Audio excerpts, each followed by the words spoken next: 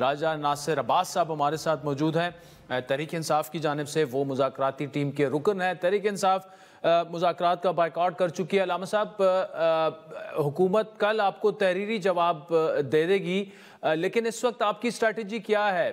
یک طرفہ طور پر آپ نے مذاکرات ختم کرنے کا اعلان کر دیا ہے، حالانکہ ابھی ٹائم رہتا تھا، تو بہتر نہ ہوتا کہ آپ حکومت کی طرف سے جو بھی آپ کو جواب ملتا تحریری طور پر اس کے بعد اپنا کوئی فیصلہ کرتے؟ الرحمن الرحیم، آپ کے سامنے ہے کہ غیر سنجیدہ ہے۔ پہلے بھی جب ہم نے کہا تھا کہ مہدی خان صاحب سے ملاقات کرائی جائے تو آپ دیکھیں کہ لاسٹ ڈے اتوار کو ہماری ملاقات کرائی گی، تو ڈیلے کرتے ہیں۔ نہ ہمارے پاس قلم تھا، نہ کاغذ تھا، نہ وہ کوئی لکھ سکتے تھے، اور وہی اسی جگہ کے اوپر جو ہے انکمفرٹیبل تھی۔ اب ہم نے کہا تھا مہدی خان صاحب سے ملاقات کرائیں، انہوں نے ہماری کوئی ملاقات نہیں کرائی، آج تک نہیں ہوئی ہے۔ اور آپ دیکھیں ڈیلے ٹیکٹسز ہیں، لاسٹ پہ لے کے چلے جانا۔ نے کہا تھا کہ گڈ جسٹر دکھاؤ، آپ پروڈکشن آرڈر جاری کرو اور سینیٹر اعجاز چودھری صاحب کو لے آؤ، آپ کو نہیں لے کے آئے۔ بلکہ آپ دیکھ لیں کہ ہمارے جو اسپوکس مین تھے کمیٹی کے سبزہ احمد رضا صاحب، ان کے اوپر گرفتاری کے لیے وہ پریس کانفرنس کر رہے تھے اپنے فیصل آباد مدرسے کے اندر، وہاں پولیس چلی جاتی ہے، ان کو گرفتار کرنے کی باتیں کرتے ہیں۔ اور اسی طرح سے آپ دیکھ کرنا چاہیے، لیکن میری بھی سیکورٹی انہوں نے واپس بنوا لی ہے۔ یہ ٹوٹلی آپ سے ڈیمیجنگ ہے، مذاکرات کے ساتھ مزاح کرنا ہے یہ سارے کا سارا۔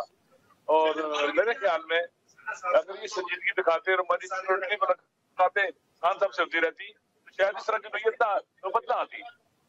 لیکن چونکہ غیر سنجیدہ لوگ ہیں اور مجھے لگتا ہے اختیار بھی ہیں، حکومت ایک جیل کے اندر جو پٹیالہ میں وہاں لے جانا، وہاں ملاقات کرانا، بات کرانا بڑا مسئلہ ہے۔ اس لیے میرے خیال میں خود حکومت کی غیر سنجیدگی سبب بنی ہے کہ مذاکرات جو ہے وہ آگے نہیں بڑھ سکے۔ نہیں، لیکن علامہ صاحب دیکھیں، پہلے آپ کی بات جب نہیں ہو رہی تھی وہ کروا دی گئی، آپ کی جانب سے تحریری طور پر مطالبات دے دیے گئے، اب اس سے پہلے کہ حکومت آپ کو تحریری طور پر جواب دیتی، آپ نے یک طرفہ طور پر مذاکرات ہی ختم کر دیے۔ ہم نے اس ملاقات میں میٹنگ ہوئی تھی ہماری، تقاضا کیا تھا کہ ہماری ملاقات کرائی جائے، اور اس میں جو مشترکہ اعلامیہ ہے تو اس میں بھی اس کا ذکر تھا، اور 7 دن گزر گئے اور انہوں نے ہماری ملاقات نہیں کرائی، بلکہ اسی دوران احمد رضا خان سبزہ احمد رضا صاحب کے اوپر جا کے انہوں نے اٹیک کیا اور ان کے محاصرے میں لے لیا مدرسے کو اور ان کی گرفتاری کی کوشش کرتے رہے۔ یہ غیر سنجیدگی ہے نا، بالکل ان کی طرف سے۔ حالانکہ انہوں نے 14 سال خان صاحب کو ایک جیلی مقدمے میں سزا دلوائی اور جرمانہ بھی کیا، اور ان کے گھر والے کو بھی ایک جیلی مقدمے میں۔ اسی طرح سے آپ دیکھ لیں کہ سنجیدگی دیکھ لیں، دوبارہ سے پریشرائز کرنے کے لیے اور ایسے اوچھے کنڈے استعمال کرنے کے لیے جن سے یہ خود بلیک میل ہوتے رہے ہیں، یہ سمجھتے ہیں کہ دوسرا بھی جو ہے جو خان صاحب بھی بلیک میل ہو جائیں گے، پریشرائز ہو جائیں گے اور ہم ان کو دبا لیں گے۔ یہ زمانہ گزر گیا ہے، عمران خان کی جنس سے نہیں ہے، ان جیسا نہیں ہے، کیونکہ اس نے کوئی کارخانے نہیں لگائے، کوئی فیکٹری نہیں لگائی، کوئی سٹیل مل نہیں لگائی، کوئی شوگر مل نہیں لگائی، کوئی بینک بیلنس نہیں بنایا۔ اس نے اسپتال بنائے، تعلیمی ادارے بنائے، وہ بھی ان کی آنکھوں میں کٹکتے ہیں کانٹے کی طرح اور گلے میں ہڈی کی طرح پھنسے ہوئے ہیں، وہ بھی برداشت نہیں کرتے، کہتے وہ بھی ہم جو القادہ یونیورسٹی اپنے کنٹرول میں لے رہے ہیں، قبضے میں لے رہے ہیں۔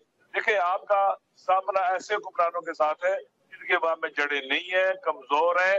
مذاکرات ایک بہترین راستہ تھا فیصلے بھی کرنے کے لیے بھی اور ملک کو آگے لے جانے کا، لیکن اس نے انہوں نے اس جو اپرچونٹیز کو ضائع کیا ہے اپنے ڈیلے ٹیکٹسز کے ذریعے اور غیر سنجیدگی کے ذریعے۔ اچھا، راجہ ناصر عباس صاحب مجھے بتائے گا کہ وے فارورڈ اب کیا ہے؟ کل آپ نہیں جا رہے، اور اگر حکومت آپ کو تحریری جواب بالفرض دے دیتی ہے اور وہ کہتے ہیں جوڈیشل کمیشن بن گیا، پھر کہاں کھڑے ہوں گے آپ؟ بات سنیں، انہیں جب کہا گیا ہماری ملاقات خان صاحب کے ساتھ کرائی نہیں دے، بات چیت کریں، ہمیں پہلے بتانا چاہیے تھا، دینی چاہیے تھی، لیکن انہوں نے کچھ بھی ہمیں نہیں دیا، نہیں بتایا، انتظار کیا لاسٹ ڈیٹ کا۔ اب دیکھیں نا، بھائی اہم ٹائم بہت اہم ہے پاکستان کی، ان کو دیکھنا چاہیے، سنجیدگی کے ساتھ آگے بڑھنا چاہیے، اور حکومت کی ذمہ داری ہے مذاکرات کرنا، حکومت کی ذمہ داری ہے ملک کو پرانوں سے نکالنے کے لیے اقدام کرنا۔